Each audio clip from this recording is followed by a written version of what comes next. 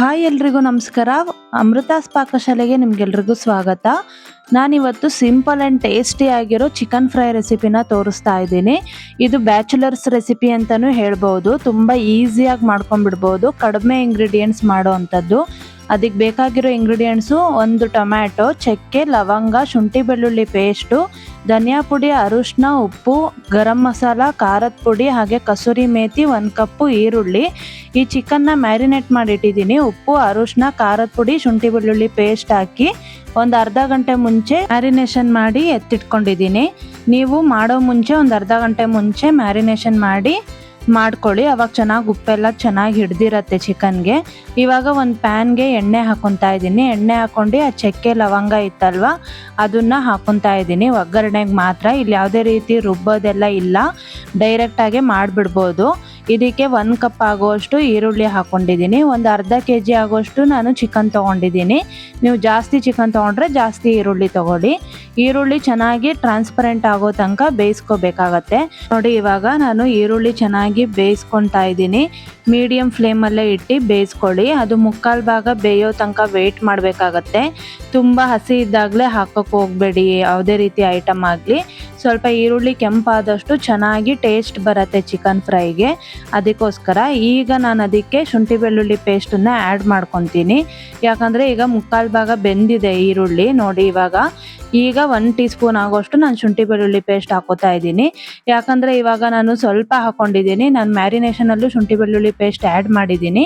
ಅದಕ್ಕೋಸ್ಕರ ಸ್ವಲ್ಪ 1 tea spoon ಆಗೋಷ್ಟು ಹಾಕ್ಕೊಂಡಿದ್ದೀನಿ. ಇಷ್ಟು ಸಾಕಾಗತ್ತೆ. ಶುಂಠಿ ಬೆಳ್ಳುಳ್ಳಿ ಪೇಸ್ಟು ಕೂಡ ಚೆನ್ನಾಗಿ ಎಣ್ಣೆಯಲ್ಲೇ ಫ್ರೈ ಆಗಬೇಕು.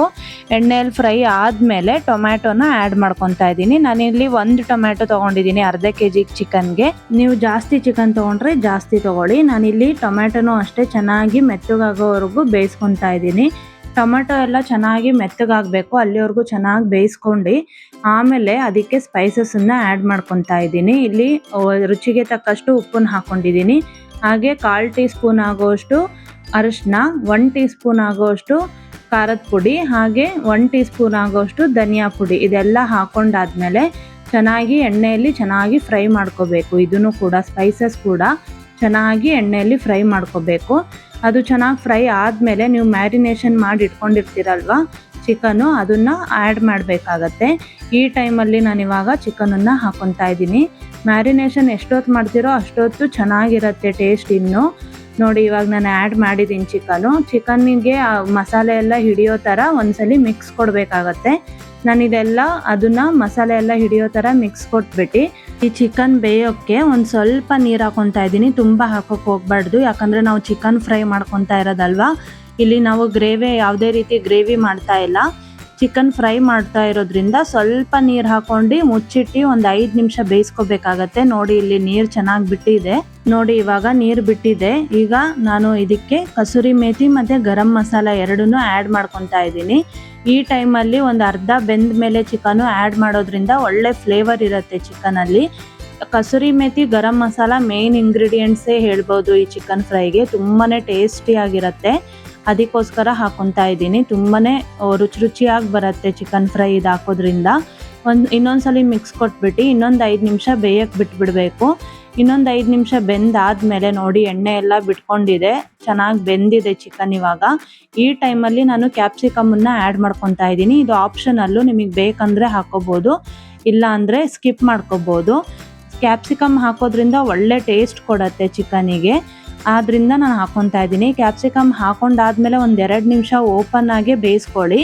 ಓಪನ್ ಆಗಿ ಬೇಯಿಸ್ಕೊಂಡಾದ್ಮೇಲೆ ಅದ್ರ ಲಾಸ್ಟಿಗೆ ಕೊತ್ತಂಬರಿ ಸೊಪ್ಪು ಹಾಗೆ ಹಸಿಮೆಣ್ಸಿನ್ಕಾಯಿನ ನಾನು ಆ್ಯಡ್ ಮಾಡ್ಕೊತಾ ಇದ್ದೀನಿ. ಹಸಿಮೆಣ್ಸಿನ್ಕಾಯಿ ನೀವು ಸ್ಟಾರ್ಟಿಂಗಲ್ಲೂ ಹಾಕೋಬೋದು, ಬಟ್ ಇದು ಲಾಸ್ಟಿಗೆ ಹಾಕೋದ್ರಿಂದ ಹಸಿಮೆಣ್ಸಿನ್ಕಾಯ್ದು ಫ್ಲೇವರ್ ಚೆನ್ನಾಗಿ ಕೊಡುತ್ತೆ ಚಿಕನ್ಗೆ.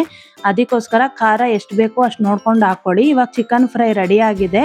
ತುಂಬಾ ಸಿಂಪಲಾಗಿ ಮಾಡಿಬಿಡ್ಬೋದು. ತುಂಬಾ ಅರ್ಜೆಂಟ್ ಇದ್ದಾಗ ಏನಾದರೂ ನೀವು ಚಿಕನ್ನು ತುಂಬ ಥರ ಟ್ರೈ ಮಾಡಿರ್ತೀರ ರೆಸಿಪಿಗಳು, ಈ ರೆಸಿಪಿನ ಟ್ರೈ ಮಾಡಿ ನೋಡಿ, ತುಂಬಾ ಇಷ್ಟಪಡ್ತೀರಾ. ನಿಮ್ಮನೆಯಲ್ಲೂ ಮಾಡಿಬಿಟ್ಟು ಹೇಗಿತ್ತು ಅಂತ ನನಗೆ ಕಮೆಂಟ್ ಮಾಡಿ ತಿಳಿಸಿ. ಇನ್ನೂ ನಮ್ಮ ಚಾನಲ್ ಸಬ್ಸ್ಕ್ರೈಬ್ ಆಗಿಲ್ಲ ಅಂದರೆ ಸಬ್ಸ್ಕ್ರೈಬ್ ಮಾಡಿಕೊಡಿ. ಇನ್ನೂ ಈಸಿ ಆ್ಯಂಡ್ ಟೇಸ್ಟಿ ರೆಸಿಪಿಗೋಸ್ಕರ ನಮ್ಮ ಪೇಜ್ನ ಫಾಲೋ ಮಾಡಿ. ಮತ್ತೆ ಮುಂದಿನ ವಿಡಿಯೋದೊಂದಿಗೆ ಸಿಗ್ತೀನಿ. ಎಲ್ರಿಗೂ ಧನ್ಯವಾದಗಳು.